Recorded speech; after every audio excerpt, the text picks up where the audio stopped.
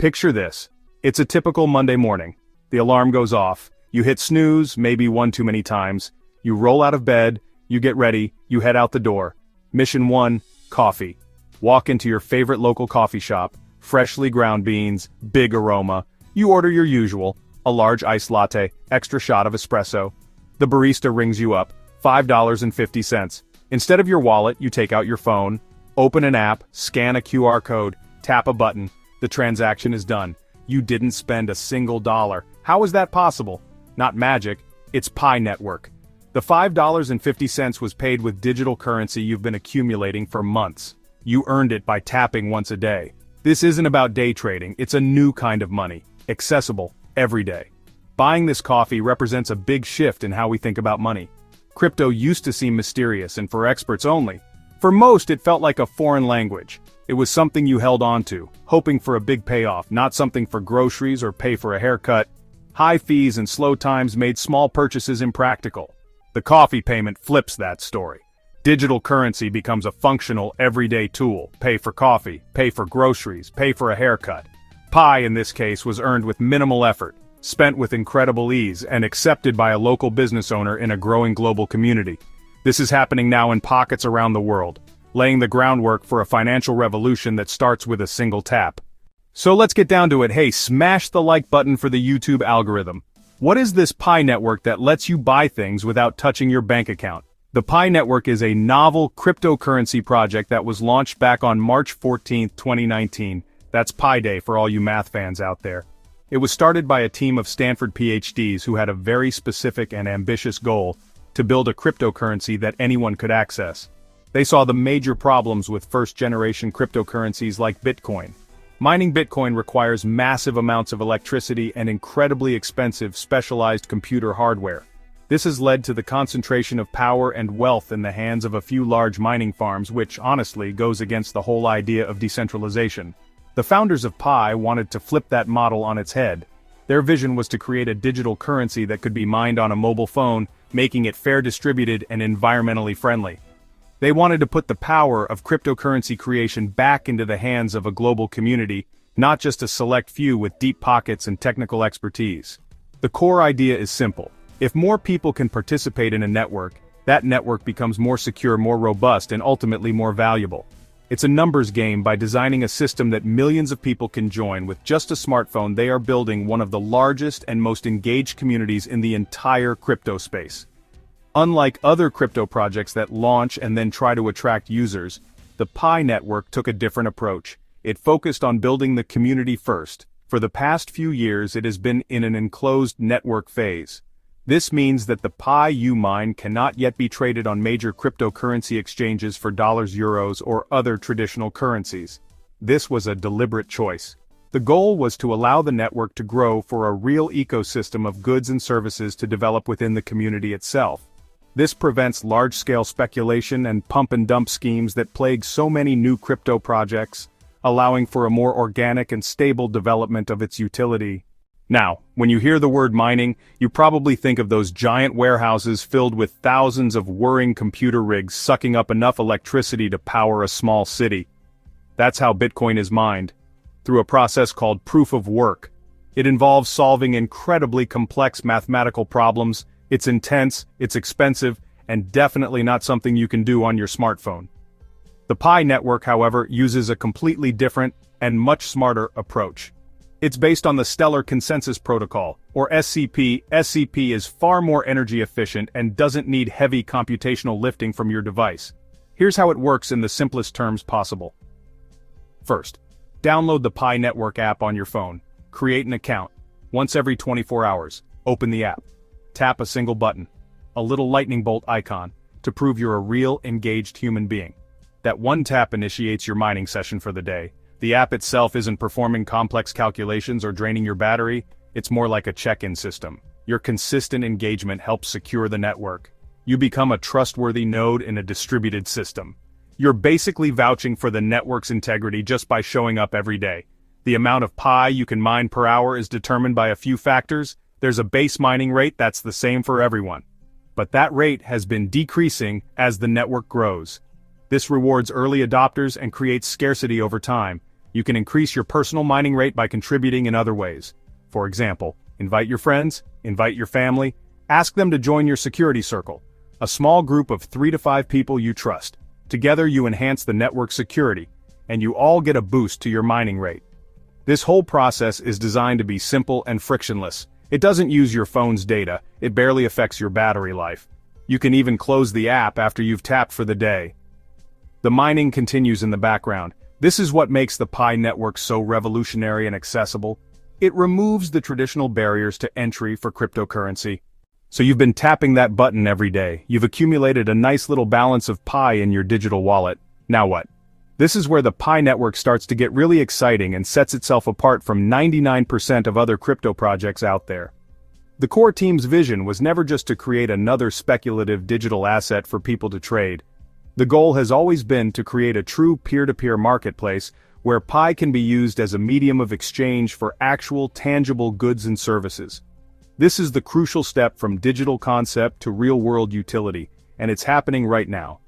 Imagine scrolling through an online marketplace, but instead of prices listed in dollars or euros, everything is priced in Pi. You see a new pair of sneakers you like listed for 10 Pi, you see a handcrafted leather wallet for 3 Pi, you see a brand new smartphone for 150 Pi, you simply add the item to your cart, and at checkout you use the Pi you've mined to complete the purchase.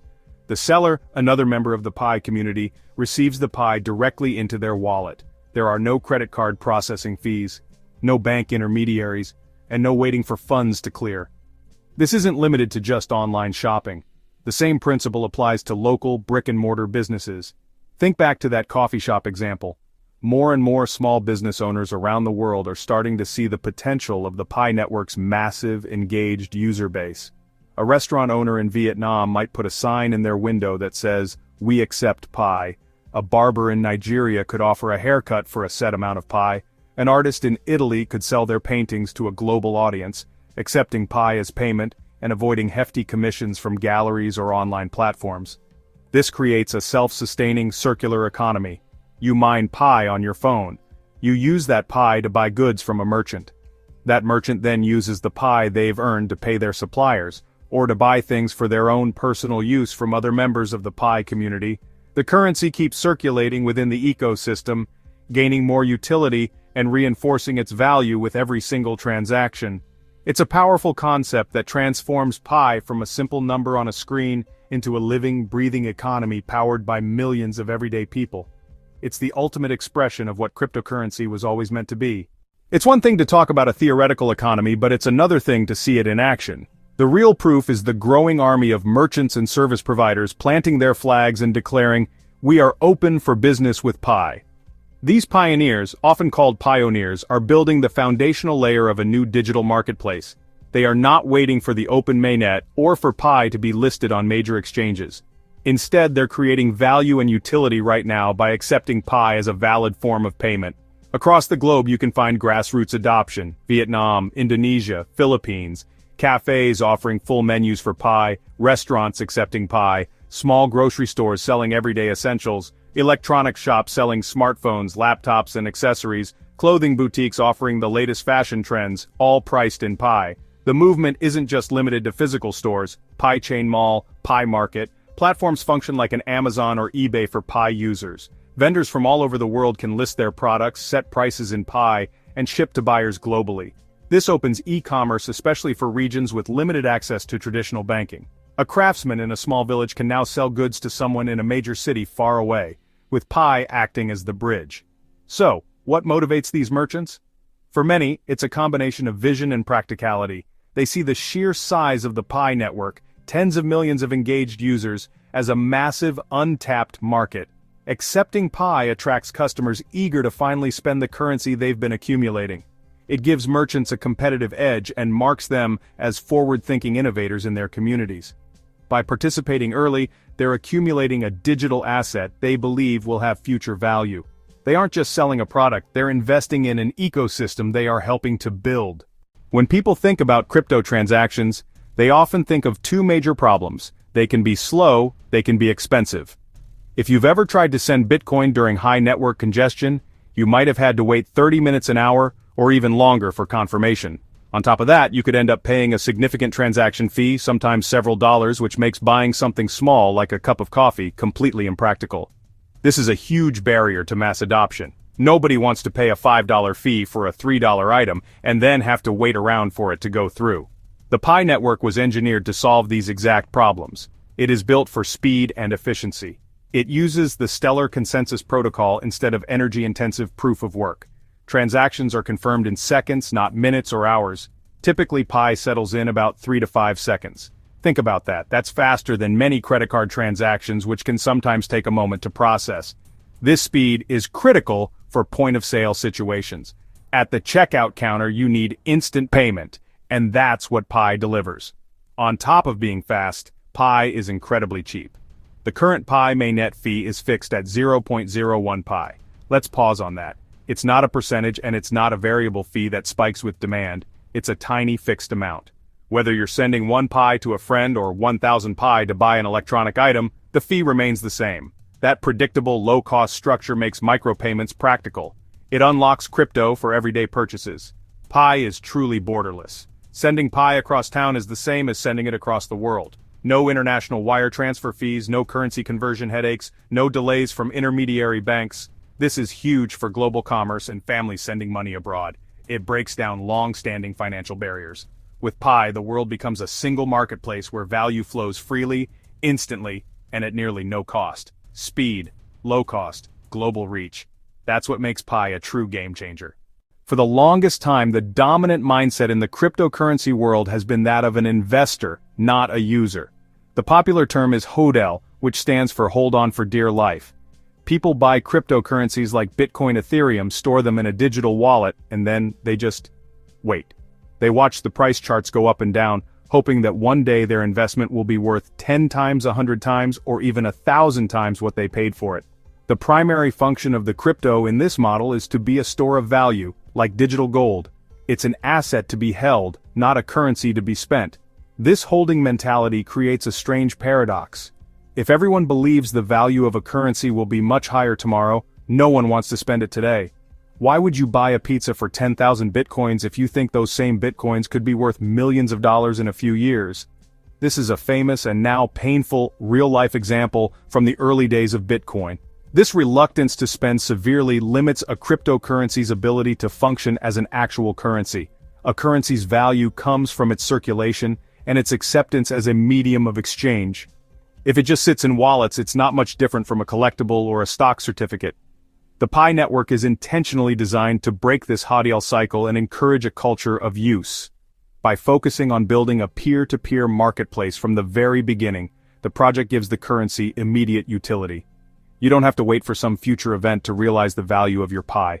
You can use it right now to buy a meal, get a new shirt pay for a service. This shifts the entire psychology from one of passive investment to one of active participation in an economy.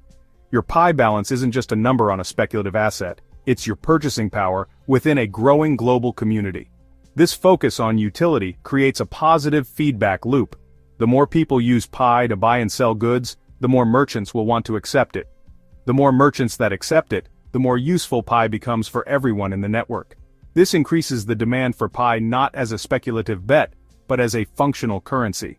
This organic, utility-driven demand is far more sustainable and healthy for a currency's long-term value than the hype-driven speculation that dominates so much of the crypto market. Pi is teaching a whole new generation that the true power of cryptocurrency isn't just in holding it, but in using it. The ultimate goal for any cryptocurrency that wants to achieve mass adoption is to become invisible. What I mean by that is it needs to be so easy and so integrated into our lives that we don't even have to think about it.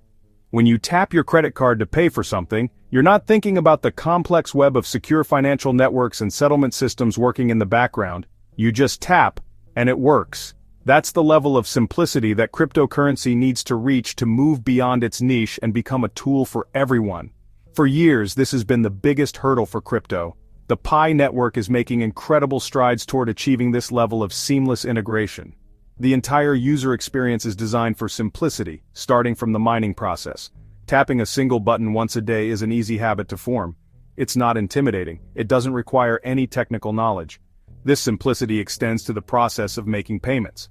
Using the Pi wallet to scan a QR code and confirm a transaction is as intuitive as using any other payment app like Apple Pay or Google Pay. It's familiar, it's fast, and it just works, making it feel less like a complex crypto transaction and more like a simple digital payment. By focusing on everyday use cases, Pi is weaving itself into the fabric of daily life. It's not about making a one-time high-stakes investment, it's about the small, recurring transactions that define our economic existence. The morning coffee, the weekly groceries, the haircut every month, the online purchase of a birthday gift. When a digital currency can handle these mundane tasks efficiently, it stops being a novelty and starts becoming a utility. It becomes just another tool in your financial toolkit, sitting right alongside your debit card and your cash, ready to be used whenever and wherever it makes the most sense. This gradual integration is how real lasting change happens. It's not through a sudden dramatic price explosion, but through the slow and steady building of a useful ecosystem. The Pi network is onboarding millions of people who have never owned any other cryptocurrency before. It's their first introduction to the world of digital assets, and it's being presented to them not as a get-rich-quick scheme, but as a practical tool for the future of commerce. By making crypto accessible, understandable, and useful for everyday life, Pi is paving the way for a future where digital currency is no longer a fringe curiosity, but a mainstream reality for billions of people.